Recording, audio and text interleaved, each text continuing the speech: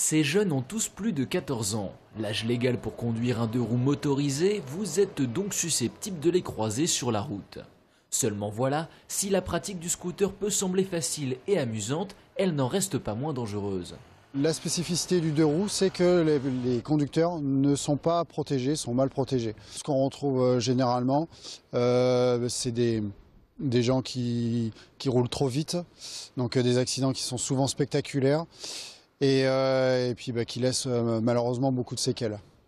En matière d'équipement, l'arrivée des beaux jours risque de ne pas arranger les choses. Nombreux sont les usagers qui omettent de porter leur protection.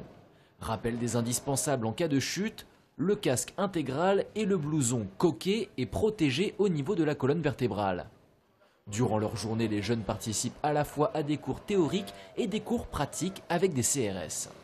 On va leur faire prendre d'abord conscience des dangers du deux roues avec l'appréhension des commandes d'une moto home trainer qui est attachée. Donc on leur montre où sont posées les commandes. Ils vont apprendre à se servir donc de l'accélérateur, de frein avant, frein arrière, sélecteur de vitesse, levier d'embrayage. Ensuite, ils sont envoyés sur une moto à double commande pour effectuer leur premier tour de roue. Donc là, le moniteur sera derrière eux. C'est un peu un apprentissage par l'erreur parce qu'il va rattraper les erreurs, il peut stopper la machine quand il veut, il va rattraper les erreurs, rassurer les élèves.